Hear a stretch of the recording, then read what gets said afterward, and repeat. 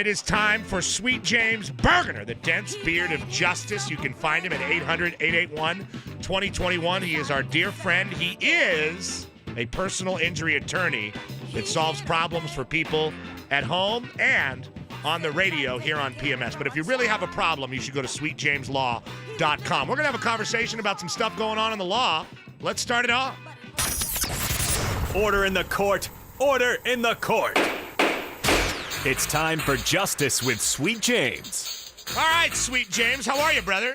I'm doing well. How are you? We are fine. Now, you're an LA guy and have been for a long time, and you know about the culture of car chases here in the city of Los Angeles and just the general car culture. I'm sure you deal a lot with car accidents and insurance companies. In fact, that's one of the first things we say in the commercials. So, first of all, did you hear our coverage of the car chase the other day, 2 days ago? I did. Fantastic. I thought we did a pretty good job with it. Tim Conway wasn't on the air, so you're an advertiser there as well, so somebody had to pick up the slack. But that being said, some listeners tweeted at Sweet James Law some very interesting questions. Mm-hmm. Let's say you get sideswiped by that psychopath who has 16 bullets in him from the LAPD. Where do you go? Who do you call when something like that happens? When some rampaging loon who ends up getting shot hits your car, where do you turn? You call me.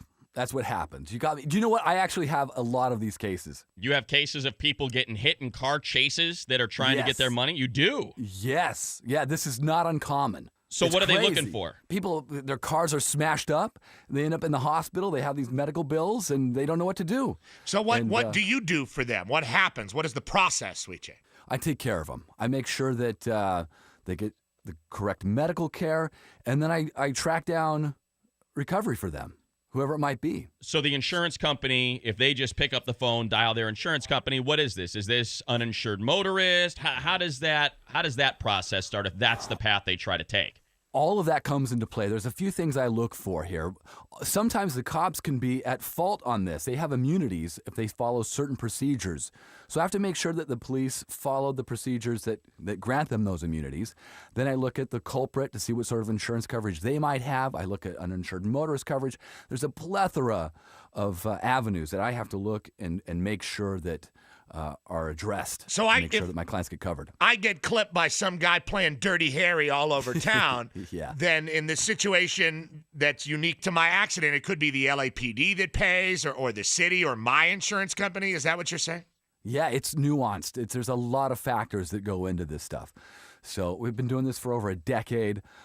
I get to the bottom of it very quickly. What the one thing, James, that's always, I think, upset people more than anything is when they're not at fault. You just happen to be on that 60 freeway and you get clipped, and then you see your rates go up. Is there any legal action you can take when your insurance company tries to raise your rates when you are not at fault You're for any of just this? sitting there, and here comes Wacko McGee. That's a one thing that we do is that if you're not at fault, the insurance code doesn't allow the insurance companies to raise your rates. So we ensure that does not happen to my clients. Their rates never go up. So, yeah, I make sure that does not happen. We are talking to Sweet James Bergener. Justice with James, we like to call it the dense beard of justice. I finally got to see that sign on the 405.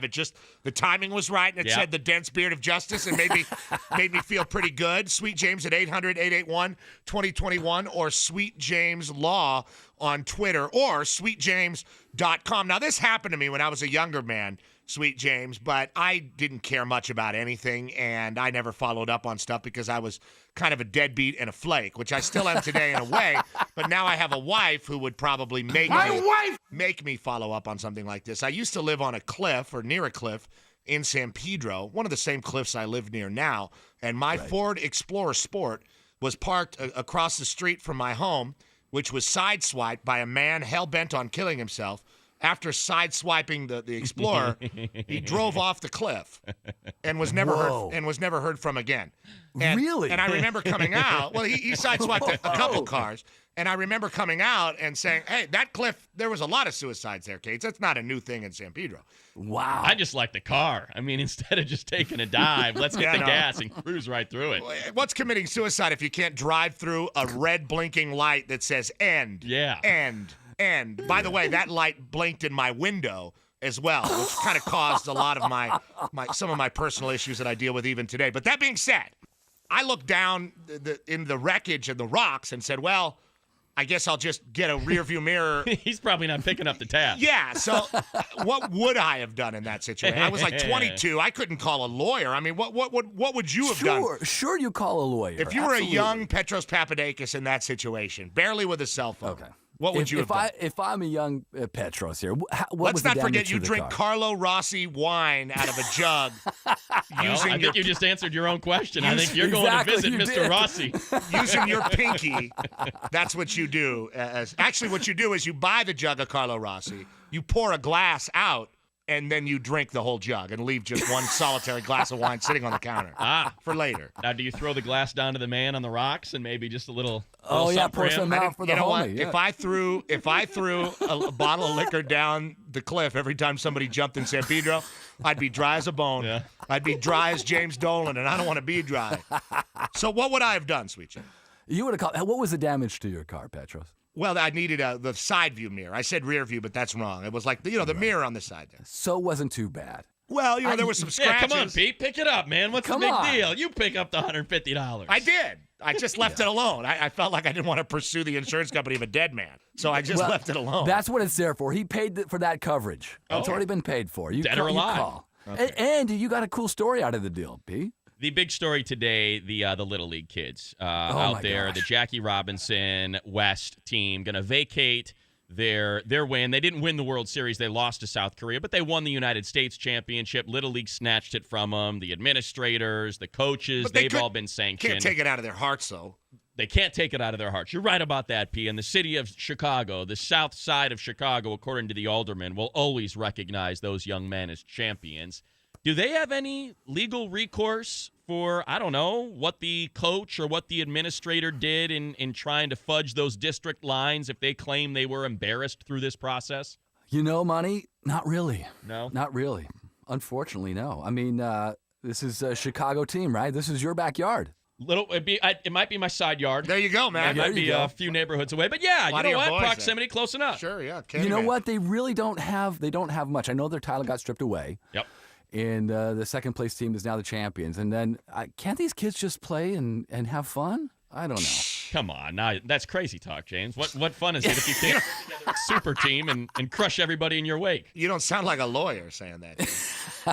Can't No, we they just really let don't- this one go? They don't really have any remedies. I mean, what's the remedy here? I mean, there's they put in their time. They won a championship, but there's just going to be no sort of claim or cause of action. I was thinking against the emotional distress or administrators. something, maybe. But apparently Sweet can't James, do you that know now. what? We always talk about him being an honest man and caring, and it doesn't seem like emotional distress unless you have a real beef. Like I have emotional distress because I'm missing an arm. That Sweet James is pretty honest when it comes to that. Yeah. Yeah. If Sweet James goes after you for emotional distress of your employee, that's because your employee's screwed up in the mind. Yeah, Thank you, it's big. thank you so much, Sweet James. 800-881-2021, the dense beard of justice. Sweet James Bergener on a Wednesday. Have a great week, Sweet James. We'll talk to you next week. You too, Petros and Money. There he goes, Sweet James Bergener. We'll be right back with your Not Sports Report. Remember, UCLA starts at 6:30. AM 570 KLAC. Online at am570radio.com.